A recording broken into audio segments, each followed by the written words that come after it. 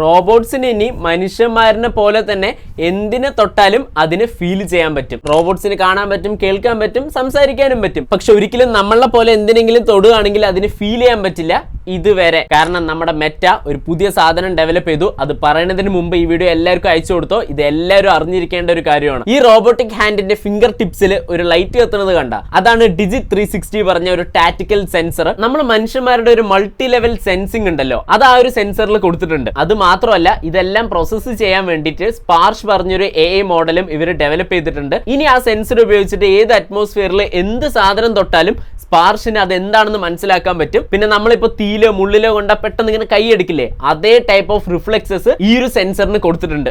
എന്താല്ലേ, ഇത് റോബോട്ട്സിന് മാത്രമല്ല നമ്മൾക്ക് യൂസ് ചെയ്യാൻ പറ്റും. ഇപ്പൊ നമ്മൾ VR ഉപയോഗിച്ചിട്ട് ഒരു ഗെയിം കളിക്കുകയാണെന്ന് ഇരിക്കട്ടെ, ആ ഗെയിമിൽ എന്തെങ്കിലും വരികയാണെങ്കിൽ ആ ഗെയിമിലുള്ള ഒബ്ജക്റ്റിനെ തൊടുമ്പോൾ നമ്മൾക്ക് ഫീൽ ചെയ്യാൻ പറ്റും. മൈൻഡ് വേറെ എവിടെയെങ്കിലും പോണ്ട, ഞാൻ അവിടെയുള്ള ഗണ്ണും അതേപോലെ വേറെ സംഭവങ്ങളൊക്കെ പറഞ്ഞാണ്. പിന്നെ അത് മാത്രമല്ല, നമ്മൾ ഓൺലൈനിൽ നിന്ന് ഷോപ്പ് ചെയ്യുകയാണെന്ന് ഇരിക്കട്ടെ, ആ ക്ലോത്ത് ഏത് മെറ്റീരിയൽ ആണെന്ന് തൊട്ട് നോക്കിയിട്ട് മേടിക്കാൻ പലപ്പോഴും തോന്നിയിട്ടുണ്ടാകും. സോ ഇത് ഉപയോഗിച്ചിട്ട് അത് ചെയ്യാൻ പറ്റും. പിന്നെ ഈ പ്രോസ്തെറ്റിക് ബോഡി പാർട്സ് വെക്കുന്ന ആൾക്കാർക്കൊക്കെ ഇത് വളരെ ഹെൽപ്ഫുൾ ആയിരിക്കും. ഇനി ഫ്യൂച്ചറിൽ AI റോബോട്ട്സ് വരുമ്പോൾ അവർ ഓരോ സാധനങ്ങൾ ഹാൻഡിൽ ചെയ്യുമ്പോൾ വളരെ കെയർഫുൾ ആയിരിക്കും. അപ്പൊ അങ്ങനെയൊക്കെയാണ് കാര്യങ്ങൾ. ഇതിനെക്കുറിച്ച് നിങ്ങൾക്ക് എന്ത് തോന്നുന്നു എന്ന് താഴെ കമന്റ് ചെയ്യുക. കൂടുതൽ വീഡിയോസിന് എന്താണെന്ന് അറിയാലോ.